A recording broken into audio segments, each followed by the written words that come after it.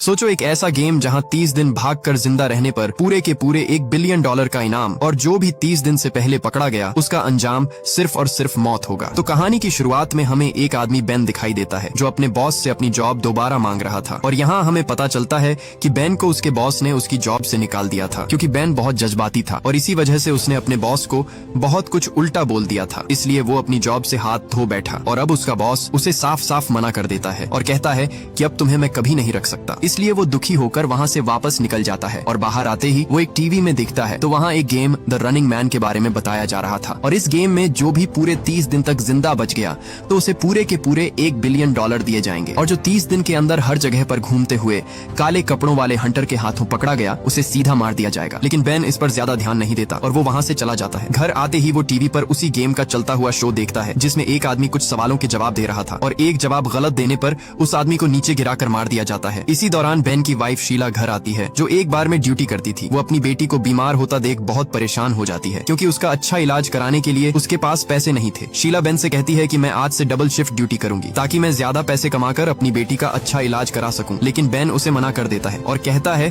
कि तुम अब कहीं पर भी नहीं जाओगी क्योंकि अब मैं एक गेम खेलने वाला हूं जिससे मैं इतने पैसे कमा लूंगा कि हम अपनी बेटी का अच्छा इलाज करा सकेंगे। इसीलिए वो उस शो में जाने के लिए तैयार हो जाता है। शीला उसे उस शो में जाने से मना करती है और उससे कहती है कि तुम जो गेम खेलने जा रहे हो उस गेम से आज तक कोई भी जिंदा नहीं बच पाया, इसीलिए तुम्हारी जान को बहुत खतरा हो सकता है। लेकिन बेन उसे बताता है कि उस शो में बहुत सारी गेम्स हैं और मैं वो गेम खेलूंगा जिसमें जान को सबसे कम खतरा हो। बेन उसे एक बोर्ड देता है और कहता है कि आज भी सबसे कम इनाम पूरे $75 का था। इसके बाद बेन सीधा अपने घर से उस गेम शो की तरफ निकल पड़ता है और उसी गेम कंपनी के अंदर आ जाता है। वो लाइन में खड़ा ही था तभी वहाँ एक बूढ़ा आदमी गिर जाता है। बेन ने उस गार्ड को एम्बुलेंस बुलाने को कहा लेकिन उस गार्ड ने उसे साफ साफ मना कर दिया। ये सुनकर बेन उस पर गुस्से होकर चिल्लाता है, इसलिए गार्ड से बदतमीजी की वजह से उन्होंने बेन को लाइन के एंड पर खड़ा कर दिया। काफी इंतजार करने के बाद वो काउंटर पर आता है जहाँ गार्ड्स की बात न मानने पर उसके नाम पर वार्निंग लगी हुई थी। ये देखकर बेन गुस्से में वो शीशा तोड़ देता है और उसे सीधा उस गेम एरिया में भेज दिया जाता है। आते ही वहाँ उसे एक लड़की जेनी और एक लड़का टिम मिलते हैं। इसके बाद सबको एक सूट पहनाकर उन्हें सिलेक्शन ट्रायल के लिए छोड़ दिया जाता है जहाँ उन सबसे एक एक करके टेस्ट लिया जा रहा था। जैसे तैसे करके यहाँ बेन अपने सब टेस्ट को पास कर लेता है। बेन से कुछ सवालों के जवाब भी पूछे जाते हैं और वो उन सब सवालों के जवाब बिल्कुल ठीक दे देता है, इसलिए उसे फाइनल राउंड में भेज दिया गया जहां आते ही उसके सामने बहुत सारे रंग बिरंगे गेम सूट थे। यहाँ बेन को लाल रंग का सूट दिया गया। उस सूट के पीछे TRM लिखा हुआ था जिसका मतलब द रनिंग मैन था। बेन के साथ टिम और जेनी का सूट भी लाल रंग का था। हॉल में आते ही उन्हें एक आदमी दिखाया जाता है जिसका चेहरा ढका हुआ था और यही आदमी हंटर्स का लीडर था जो सब प्लेयर को चुन चुन कर मारने वाले थे। ये देखकर बेन थोड़ा सा घबरा जाता है। इसके बाद बेन सीधा गेम प्रोड्यूसर डैन के पास आता है। वो उसे इस गेम में वेलकम करता है और कहता है कि मुझे बहुत अच्छा लगा कि तुमने इस गेम को ज्वाइन किया। वो बेन को एक लिफाफा देता है जिसे खोलते ही उसमें बहुत सारे पैसे थे, लेकिन बेन उन पैसों को लेने से मना कर देता है और कहता है कि मैं ये खतरनाक गेम नहीं खेलना चाहता जिसमें मेरी जान को खतरा हो। वो उसे बताता है कि अगर तुम अपनी जिंदगी बदलना चाहते हो तो ये तुम्हारे पास एक आखिरी मौका है। अगर तुम इस गेम को जीत गए तो तुम्हें इतना पैसा दिया जाएगा कि तुम सारी जिंदगी बैठकर खाओगे, वो फिर भी खत्म नहीं होगा। वो बेन को एक गेम का चार्ट दिखाता है जहाँ गेम के 6 दिन बाद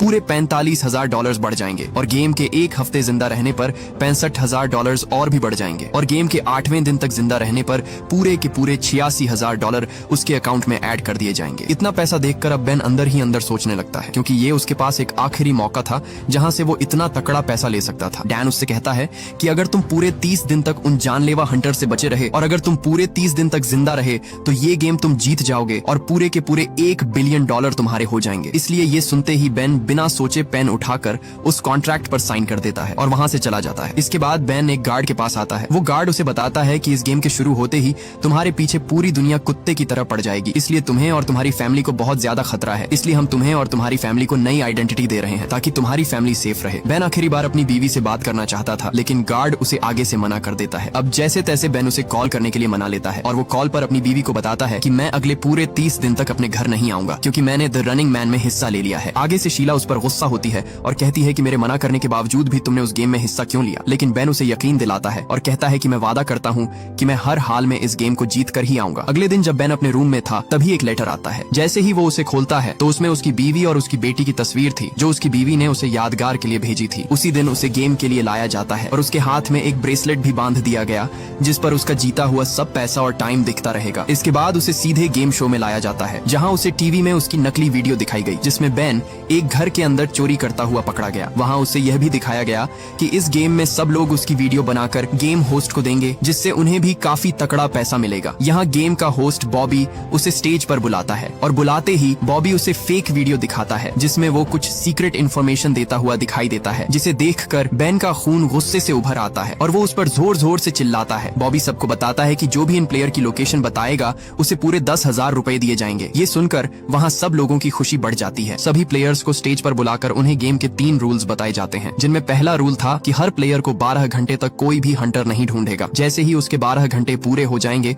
पूरी दुनिया से लोग उसके पीछे पड़ जाएंगे। रूल नंबर 2 में उन्हें हर दिन सुबह 10 मिनट की वीडियो रिकॉर्ड करके हर जगह रखे किसी भी मेल बॉक्स में डालनी होगी, और अगर वो वीडियो डिवाइस को मेल बॉक्स में नहीं डालेगा तो उसे इस गेम से एलिमिनेट कर दिया जाएगा। रूल नंबर 3, गेम स्टार्ट होते ही पूरे 5 हंटर्स हाथ धोकर उसे मारने के लिए उसके पीछे पड़ जाएंगे। इसलिए जो भी प्लेयर इन हंटर्स से बच गया वो इस गेम को जीत लेगा। जो भी प्लेयर जितने ज्यादा दिन सर्वाइव करेगा उसे उतना ज्यादा पैसा दिया जाएगा और हर प्लेयर का हर दिन 1,000 रुपए बढ़ते जाएंगे और 30 दिन तक जो भी बच गया उसे पूरे के पूरे $1 बिलियन दिए जाएंगे। इसके बाद बॉबी सभी प्लेयर्स को वो हंटर दिखाता है जो इन सब की जान के पीछे हाथ धोकर पड़ने वाले थे। इसके बाद तीनों प्लेयर्स को एक लिफ्ट में बंद करके उन्हें अलग अलग जगह पर भेज दिया जाता है। यहाँ बेन को लिफ्ट से बाहर एक जगह पर रिलीज कर दिया गया। जैसे ही वो बाहर आता है तो उसके सामने एक टेबल पर उसके लिए कुछ कपड़े और जूते रखे हुए थे। बेन भागकर सीधे एक गाड़ी के अंदर बैठ जाता है, लेकिन बैठते ही वो ड्राइवर उसे पहचान लेता है। इसलिए डर की वजह से बेन वहाँ से उतरकर भाग निकलता है। बेन भागकर सीधे एक बिल्डिंग के अंदर आता है, जहाँ एक बंकर से वो एक सीक्रेट जगह के अंदर आता है। वहाँ उसे एक आदमी मोली मिलता है। मोली इस बंकर में छुपकर कुछ हथियार बनाता था। मोली बेन का पुराना दोस्त था, लेकिन मोली उस पर गुस्से होता है क्योंकि उसका यहाँ आना उसे किसी खतरे में डालने वाला था। बेन उससे उसके लिए 2 नकली ID कार्ड और एक पिस्टल देने के लिए कहता है, लेकिन मोली उसे साफ साफ मना कर देता है। यहाँ वो जैसे तैसे करके उसे मना लेता है और वो उसकी आंख पर लेंस लगा देता है। साथ में उसे एक फेक ID कार्ड और एक पासपोर्ट देता है ताकि वो हंटर्स से बचकर किसी भी मुल्क में जा सके। बेन उसका शुक्रिया अदा करके सीधा एयरपोर्ट आ पहुंचता है। आते ही वो अपना फेक ID कार्ड दिखाता है जो खुशकिस्मती से पास हो जाता है और वो उस जहाज में बैठ जाता है। बैठते ही उसके ब्रेसलेट में अलर्ट आ जाता है कि गेम स्टार्ट हो चुका है, मतलब अब हंटर्स उसके पीछे पड़ चुके हैं। वो बैठा ही था तभी वहाँ एक बच्चा उसे देख लेता है। बेन को शक हो जाता है कि कहीं ये बच्चा उसकी लोकेशन उन हंटर्स को बता न दे, इसलिए वो उस बच्चे को पकड़ लेता है और धमका कर कहता है कि अपनी जबान बंद रखो, नहीं तो तुम्हें यहीं पर मार डालूंगा। जल्द ही वो दूसरे मुल्क पहुंच जाता है। आते ही वहाँ उसका वो फेक ID कार्ड स्कैन किया गया और यहाँ भी खुशकिस्मती से वो बच जाता है। तभी वो पीछे मोड़कर देखता है तो वहाँ भी उसकी तस्वीर लगी हुई थी, मतलब वो अब पूरी दुनिया में फैल चुका था और सब लोग उसका शिकार करने के लिए उसके पीछे पड़े हुए थे। वो सीधा अपने रूम में आ जाता है, जहाँ वो अपने ब्रेसलेट पर देखता है तो वहाँ टाइम स्टार्ट हो चुका था, मतलब अब उसे अपनी पहली वीडियो रिकॉर्ड करके मेल बॉक्स में डालनी है। वो तुरंत उस डिवाइस को निकालता है और अपनी वीडियो रिकॉर्ड करके उसे एक लिफाफे में पैक कर देता है और बाहर आकर सीधा उस मेल बॉक्स में डाल देता है। दूसरी तरफ हमें मोली दिखाई देता है जिसे वो हंटर्स पकड़कर मार रहे होते हैं। क्योंकि उसने बेन की मदद की थी इसलिए ना चाहते हुए भी वो उन हंटर्स को बेन की असली इन्फॉर्मेशन दे देता है। इधर बेन सोया हुआ था। इसी दौरान वहाँ कोई आकर उसके सर पर एक पिस्टल रख देता है और तभी उसकी आंख खुल जाती है और जब वो देखता है तो वो उसका एक सपना था। तभी वो टीवी में देखता है जहाँ उसे टिम दिखाई देता है जिसकी लोकेशन उन हंटर्स को पता चल चुकी थी। वो उसके पीछे ही थे। जैसे ही वो बाहर आता है तो वहाँ उसे वो हंटर गोली से मार डालते हैं और यहाँ पूरे 3 प्लेयर्स में से सिर्फ 2 ही प्लेयर्स बच जाते हैं। ये देखकर उसके पैरों तले जमीन ही खिसक जाती है, इसलिए वो तुरंत अपना बैग पैक करके वहाँ से बाहर भागने लगता है। एक जगह पर आकर वो अपने बैग को सीधा नीचे एक कचरे में फेंक देता है और वहाँ से निकलकर दूसरे होटल की तरफ आ जाता है, जहाँ वो एक आदमी से एक सीक्रेट होटल की डील डन कर देता है और वो सीधा अपने रूम में आ जाता है। आते ही उसे एक बॉक्स मिलता है जिसमें कुछ चीजें थी और साथ में एक बॉम्ब भी था। तभी उसे बाहर किसी की आवाज सुनाई देती है। जब वो खिड़की से बाहर देखता है तो वहाँ उसे 3 लोग दिखाई देते हैं जो वहाँ किसी के आने का इंतजार कर रहे थे। ये देखकर उसे कुछ गड़बड़ महसूस होती है, लेकिन वो ज्यादा ध्यान नहीं देता। इसी दौरान उसे वहाँ एक आवाज सुनाई देती है। वो भाग कर देखता है तो वहाँ उन हंटर्स की गाड़ी आ चुकी थी जो उसे मारने के लिए आ गए थे। ये देखकर उसके होश ही उड़ जाते हैं। वो हंटर उसके कमरे तक पहुँच जाते हैं, इसलिए वो तुरंत एक बाथरूम में छुप जाता है। वो वहाँ से बाहर निकलने का सोचता है, लेकिन उस बाथरूम की खिड़की बहुत मजबूती से बंद थी, इसलिए उसने एक लोहे के रॉड से उस शीशे को तोड़ दिया और उस लोहे के साथ शीशा लगाकर उसने एक चमचा तैयार कर लिया और दीवार के साथ छुपकर उस शीशे से उन हंटर्स को देखता है और मौके पर ही वहाँ से भाग जाता है। ऊपर आकर वो उन्हें बताता है कि वो गेम प्लेयर बेन रिचर्ड नीचे भाग रहा है। ये सुन वो हंटर्स वहाँ से चले जाते हैं। इधर वो ऊपर छत तक पहुँच जाता है। बेन एक रस्से को उस बैनर से बांधकर नीचे लटकते हुए अपने कमरे के सामने आ जाता है और हाथ से उस खिड़की का शीशा तोड़ देता है, जिससे आवाज वो हंटर सुन लेता है और अब वो उसके पीछे पड़ जाते हैं और दोबारा उसके कमरे के सामने खड़े हो जाते हैं। इधर बेन अपना सब सामान पैक कर देता है और वहाँ रखे उसी बॉम्ब को उठा लेता है। इसी दौरान वो हंटर उस पर गोलियां चलाने लगते हैं, जिसे देख वो सीधा नीचे कूद जाता है। तभी वहाँ वो साइन भी गिरने वाला था और नीचे वो हंटर लीडर उसका इंतजार कर रहा था। ये देखकर वो तुरंत एक आदमी के घर के अंदर कूद जाता है। वो उनसे बच बचाकर सीधा एक लिफ्ट के अंदर भाग कर आता है। इसी दौरान वो हंटर भी उसके पास आ जाता है। ये देखकर वो बॉम्ब उसके पास फेंक देता है, लेकिन आगे से बेन वो बॉम्ब दोबारा उसके ऊपर फेंक देता है, जिससे वहाँ पर एक बहुत बड़ा ब्लास्ट होता है। ब्लास्ट की वजह वजह से बेन नीचे बेसमेंट तक पहुंच जाता है। वो वहाँ छुपा ही था, तभी वो हंटर्स वहाँ आ जाते हैं। अब वो पूरी तरह वहाँ उन हंटर के जाल में फंस चुका था, लेकिन तभी वहाँ उसे कुछ चूहे भागते हुए दिखाई देते हैं जो सीधा एक नाले के अंदर जा रहे थे। ये देखकर वो तुरंत उस नाले के अंदर कूद जाता है और तभी वो हंटर वहाँ बॉम्ब फेंक देते हैं, जिससे वहाँ ब्लास्ट होता है और बिल्डिंग के बाहर धमाके की वजह से वो पूरी बिल्डिंग उड़ जाती है। लेकिन इधर बेन उस नाले के पानी के अंदर होने की वजह से बच गया था। बेन तुरंत पानी से निकलकर अपनी दूसरी वीडियो रिकॉर्ड करने लगता है और कहता है कि मैं अभी भी जिंदा हूँ। इधर उस मेल बॉक्स के पास सब हंटर्स खड़े हुए थे और इसी दौरान वहाँ एक लड़के को बेन उस नाले से निकलता हुआ दिख गया। वो बेन का पीछा करते हुए उस नाले तक पहुँच जाता है, लेकिन तभी बेन उस लड़के को पकड़ लेता है। बेन उस पर गुस्से होता और डरा कर कहता है कि अगर तुमने मेरे बारे में किसी को बताया तो जिंदा नहीं छोड़ूंगा। लेकिन तभी वहाँ उसका भाई ब्रैड आ जाता है। वो उसे बताता है कि मैंने ही अपने भाई को तुम्हारी मदद के लिए भेजा है। ब्रैड अपने भाई को वो वीडियो डिवाइस देता है। वो उस डिवाइस को लेकर सीधा उस मेल बॉक्स में डाल देता है। ब्रैड और बेन दोनों भागकर उसके घर आ जाते हैं। ब्रैड उसे रात का खाना खिलाता है। ब्रैड उससे कहता है कि तुम बहुत खुशनसीब हो क्योंकि गेम के खत्म होने में कुछ ही दिन बाकी बचे हैं और अगर तुम बाकी बचे हुए दिन उन हंटर से सरवाइव कर गए तो तुम्हारी जीत पक्की है। ब्रैड उसे एक सीक्रेट जगह ले गया जहाँ उसने रनिंग गेम की वीडियोस रिकॉर्ड की हुई थी। वह उसे बताता है कि इस गेम को जीतने का सिर्फ और सिर्फ एक ही तरीका है कि तुम तब तक छुपे रहो जब तक 30 दिन पूरे नहीं हो जाते। ब्रैड उसे बताता है कि अब तक सिर्फ एक ही प्लेयर सबसे ज्यादा दिन तक जिंदा रहा और वो पूरे 29 दिन थे। इसलिए अगर तुम जीत गए तो तुम पहले ऐसे प्लेयर हो गए जो पूरे 30 दिन तक इस गेम में सरवाइव कर पाया है। इसके बाद बेन एक कमरे का दरवाजा बंद करके अपनी तीसरी वीडियो रिकॉर्ड करने लगता है। बेन उस वीडियो में बताता है कि इस गेम में उन लोगों को चुना जाता है जो लोग बहुत गरीब होते हैं और उनकी इस मजबूरी की वजह से वो इसका फायदा उठाकर उनसे ये गेम खेलवाते हैं और वो उनके बच्चों को भी इसलिए मार देते हैं ताकि इस गेम के पीछे कोई भी सबूत न रहे। उसी रात शो में बॉबी उस दिन वाले धमाके में जो हंटर्स और लोग मारे गए उनकी फोटो दिखाता है और साथ में उन सबके बच्चे भी खड़े हुए थे। बॉबी सबको बताता है कि इन सबकी मौत का कसूरवार बेन रिचर्ड है जिसने सबकी जान ले ली। तभी उसकी फेक वीडियो चलाई गई जिसमें बेन साफ साफ कह रहा था कि हाँ, सब मारे हुए लोगों की जान मैंने ही ली थी, तुम सब जो भी करना चाहते हो कर लो। ये सुनकर बेन के पैरों तले जमीन ही खिसक जाती है और यहाँ ब्रैड की माँ गुस्से में आ जाती है और बेन को घर से बाहर निकलने के लिए कहती है। इसलिए न चाहते हुए भी ब्रैड उसे अपनी गाड़ी की डिग्गी में छुपाकर वहाँ से निकल जाते हैं। वो वहाँ से निकल ही रहे थे तभी उनके पीछे 2 बाइक वाले पड़ जाते हैं जो बेन को मारने के लिए उस पर फायर कर रहे थे। इसी दौरान बेन गाड़ी में रखी हुई एक चाबी को उठाकर सीधा उनकी बाइक पर दे मारता है जिससे वहाँ एक बाइक वाला गिर जाता है। तभी अचानक ब्रैड ने ब्रेक लगा दी जिससे वो दूसरा बाइक वाला टकराकर नीचे जा गिरता है और मौके का फायदा उठाकर वो गाड़ी को वहाँ से निकाल कर भाग जाते हैं। एक जगह पर पहुंचकर ब्रैड उसे अपने एक दोस्त का एड्रेस देता है और कहता है कि मेरा दोस्त तुम्हें पूरे 30 दिन जिंदा रहने में मदद करेगा। ब्रैड उसे उसकी हिफाजत के लिए एक गन भी देता है। अगले दिन उसने नए होटल के अंदर अपनी न्यू वीडियो रिकॉर्ड की, लेकिन इस बार उसने नए अंदाज में एक किताब पढ़ते हुए अपनी वीडियो रिकॉर्ड की क्योंकि उसे पता था कि बॉबी उसकी ये वाली भी वीडियो चेंज कर देगा। इसलिए इस बार उसने होशियारी से काम लिया। इसके बाद बेन एक अंधे की तरह उस होटल से बाहर निकला और अंधा बनकर वो सीधा उस मेल बॉक्स तक पहुंच गया अपनी चौथी वीडियो डालने के लिए। वो उस वीडियो को डालने ही वाला था तभी वहाँ उसे एक आदमी दिखाई देता है जो मेल बॉक्स का ओनर था। वहाँ उसे बेन पर शक हो जाता है और बातों बातों में वो उसकी वीडियो रिकॉर्ड कर लेता है, लेकिन बेन उसे वहाँ बुरी तरह पीट डालता है और मौके पर ही वो वीडियो उस मेल बॉक्स में डालकर वहाँ से भाग निकलता है। यहाँ अब उसके पीछे वो हंटर्स पड़ चुके थे, इसलिए वो भागता भागता एक जगह आकर उस ग्रिल को पार करके वहाँ से भाग जाता है। वो लंगड़ाते हुए उसी गेम शो को देखता है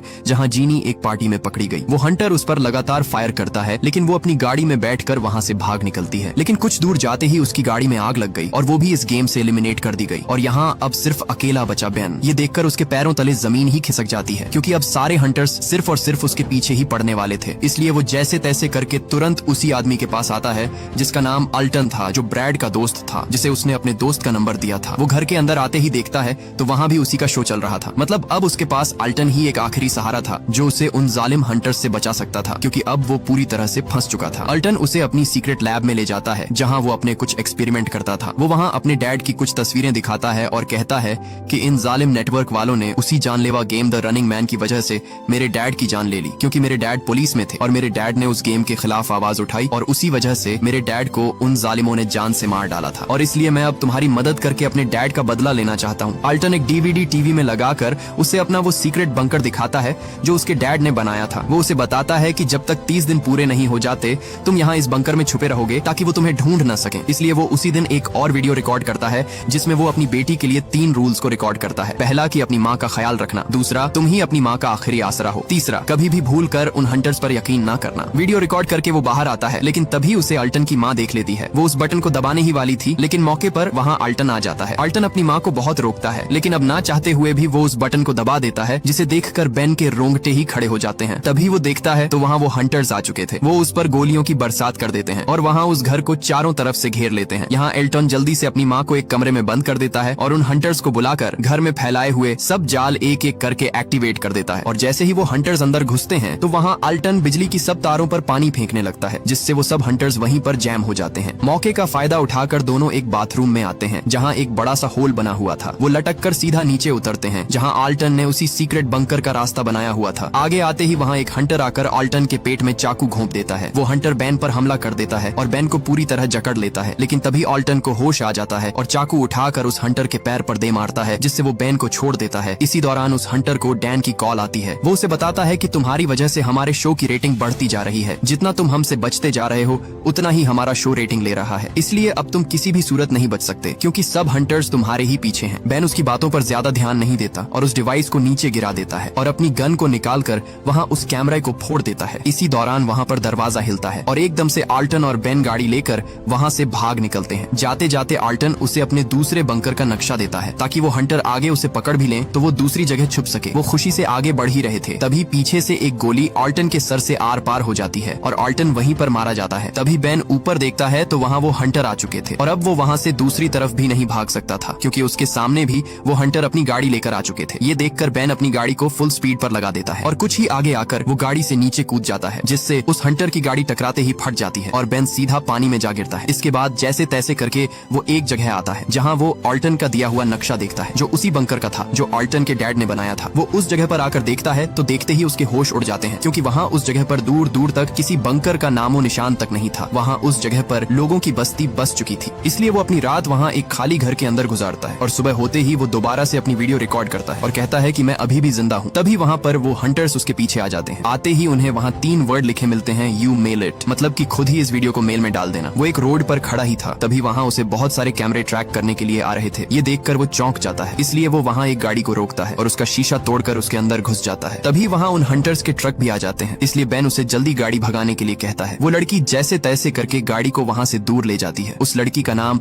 अमीलिया था। वो उससे कहती है कि तुम्हारी वजह से अब मैं खतरे में पड़ चुकी हूँ, इसलिए तुम अभी मेरी गाड़ी से उतर जाओ। लेकिन बेन भी उसे साफ साफ मना कर देता है और उसे अपनी फैमिली की तस्वीर दिखाकर कहता है कि मैं सिर्फ और सिर्फ अपनी फैमिली की वजह से ये गेम खेल रहा हूँ क्योंकि मैं बहुत गरीब था, इसलिए मुझे ये गेम खेलनी पड़ी। वो उसे बताता है कि ये गेम वाले हमारी वीडियोस को यूज करके एक नकली वीडियो बनाकर उसे लोगों को दिखाते हैं, जिससे सब लोग हमारे पीछे हाथ धोकर पड़ जाते हैं। कुछ ही आगे आने पर वहाँ वो हंटर्स उन्हें पकड़ लेते हैं, जिसे देखकर बेन के होश ही उड़ जाते हैं। लेकिन तभी वहाँ वो कैमरा डिवाइस उन हंटर्स और वहाँ उस ट्रक को उड़ा देती है। इसी का फायदा उठाकर अमीलिया उसे गन पॉइंट पर ले लेती है। लेकिन तभी वहाँ वो शो ऑन हो जाता है जिसमें दिखाया जा रहा था कि बेन ने बीच रास्ते में अमीलिया को किडनैप कर लिया है और अब वो भी द रनिंग मैन का हिस्सा बन चुकी है। ये देखकर उसके पैरों तले जमीन ही खिसक जाती है। वो वहाँ से कुछ ही आगे आते हैं, लेकिन वहाँ खड़े बहुत सारे हंटर्स उनका रास्ता रोक लेते हैं। वहाँ सब लोग बेन को मारने के नारे लगा रहे थे। इसी दौरान वो लाउड स्पीकर से उन्हें बताता है कि हमारी गाड़ी में एक बॉम्ब है, अगर तुमने हमें पकड़ने की कोशिश की तो वो फट जाएगा और तुम सब लोग मारे जाओगे। वो उस हंटर लीडर से कहता है कि हम दोनों को कनाडा जाने के लिए एक जहाज चाहिए और साथ में अमीलिया के लिए 2 पैराशूट भी, इसलिए वो इनकी ये बात मान जाते हैं और उसे एक जहाज दे देते हैं। वो दोनों उस जहाज के सामने थे और इसी दौरान वो हंटर अमीलिया को पैराशूट दे देता है। बेन उस हंटर को अपना मास्क उतारने के लिए कहता है, इसलिए न चाहते हुए भी वो हंटर अपना मास्क उतार देता है। मास्क उतारते ही बेन को पता चलता है कि ये वही प्लेयर एवन है जो पूरे 29 दिन तक सरवाइव कर पाया था, इसलिए उसे जीतने पर हंटर बना दिया गया। प्लेन के अंदर आते ही बेन को शक होता है क्योंकि वहाँ उसे वही हंटर्स दिखाई देते हैं जो यहाँ पायलट बनकर आए हुए थे। लेकिन बेन को पता था कि वो गेम स्टार्ट होने से पहले कभी भी उसे नहीं मारेंगे। इसके बाद वो प्लेन अपनी उड़ान भर लेता है। प्लेन के अंदर बात करते करते बेन को उस हंटर एवन पर गुस्सा आ जाता है, इसलिए बेन उसे धमकी देता है और कहता है कि अगर तुमने कुछ भी होशियारी की तो मैं इस जहाज को बॉम्ब से उड़ा दूंगा। इसी दौरान डैन टीवी में उसे बताता है कि मैं जानता हूँ कि तुम्हारे पास बॉम्ब नहीं है क्योंकि हमने प्लेन को पूरी तरह स्कैन कर लिया था जिसमें हमें कोई भी बॉम्ब नहीं मिला। एवन उसे गोली मारने ही वाला था, लेकिन तभी वहाँ दूसरे हंटर्स ने उसे रोक लिया क्योंकि डैन नहीं चाहता था कि गेम शुरू होने से पहले बेन मर जाए। डैन उसे एक ऑफर देता है कि तुम एक हंटर बन जाओ और बदले में तुम्हें हर गेम के बाद $1 बिलियन की जगह पूरे $5 बिलियन दिए जाएंगे। लेकिन बेन ने उसे साफ साफ मना कर दिया, इसलिए डैन ने उसे धमकी दी और कहा कि मैं तुम्हारी बीवी और बेटी को जान से मार दूंगा। डैन ने उसे उसकी फैमिली को उन हंटर्स के हाथों मरता हुआ दिखाया, जिसे देखकर बेन का खून खौल उठा और वो गुस्से से उस टीवी को तोड़ डालता है। इधर एक हंटर अपनी गन लेकर बेन के पास आता है, लेकिन मौके पर ही बेन ने उसे ढेर कर दिया और देखते ही देखते वहाँ उनके बीच हाथापाई शुरू हो गई। लेकिन तभी वहाँ एक हंटर प्लेन को नीचे गिरा देता है। यहाँ बेन किसी तरह करके उन हंटर्स को ढेर कर देता है। बेन एवन को पूरे जहाज में ढूंढ रहा था, लेकिन तभी एवन एक बेस से निकलकर उस पर हमला करके उसे बुरी तरह पीट डालता है। वो उसे गोली मारने ही वाला था, तभी बेन ने उसका उसका पैराशूट खोल दिया, जिससे वो उस खिड़की के अंदर फंस गया और मौके पर ही बेन ने उसे चाकू घोंपकर उसे वहीं पर मार डाला। इसी दौरान बेन अमीलिया को पैराशूट पहनाकर वो उस जहाज का दरवाजा खोल देता है और अमीलिया को जहाज से बाहर भेज देता है। तभी बेन टीवी पर देखता है तो वहाँ उस शो में बेन को हंटर नंबर 6 बना दिया गया था। मतलब अब वो भी हंटर होगा और सब प्लेयर्स को चुन चुन कर मारेगा। लेकिन बेन आगे से नेटवर्क की सच्चाई खोल देता है और सबको लाइव बताता है कि नेटवर्क वाले जानबूझकर गरीब लोगों को मजबूर करके उनकी जिंदगियों से खेल रहे हैं। वो सबको इस गेम को खेलने से मना करता है। ये देखकर नेटवर्क वालों ने तुरंत उसकी लाइव बंद कर दी और अपने शो में बेन की फेक वीडियो चला दी, जहां बेन प्लेन को उड़ाकर सीधा उनकी गेम शो बिल्डिंग को उड़ाने वाला था। और तभी बेन ने प्लेन को खुद ही बॉम्ब से उड़ा दिया और हर जगह टीवी पर न्यूज फैल जाती है कि फाइनली बेन मारा जा चुका है। इसके बाद ब्रैड ने शो का सच सामने कर दिया। उसने कहा कि बेन को साफ साफ देखा जा सकता है वो अपने प्लेन के क्रैश के दौरान मौके पर ही वहां से भाग निकला था। ब्रैड ने नेटवर्क वालों का पर्दाफाश करके कहा कि जो भी बेन की वीडियोस लाइव की गई थी वो सब की सब खुद बनाई गई थी, मतलब वो सब फेक थी। इसके बाद सीन कट होता है और हमें बेन की बीवी शीला दिखाई जाती है, जो एक स्टोर से सामान ले रही थी। सामान लेकर जैसे ही वो बाहर आई तो वहाँ उसके सामने बेन खड़ा हुआ था, मतलब वो अभी भी जिंदा है। इधर शो में सब लोग एक ही नारा लगा रहे थे कि रिचर्ड बेन जिंदा है। बॉबी भी अब गेम को होस्ट करने से साफ साफ मना कर देता है और वहाँ से भाग निकलता है। यहाँ डैन जैसे ही स्टेज पर आया तो वहाँ सब लोगों के बीच भगदड़ मच गई। सब लोग स्टेज की तरफ दौड़ पड़े और फिर हर तरफ आग लगाकर पूरी जगह को तहस नहस कर देते हैं। मूवी के एंड में हमें दिखाया जाता है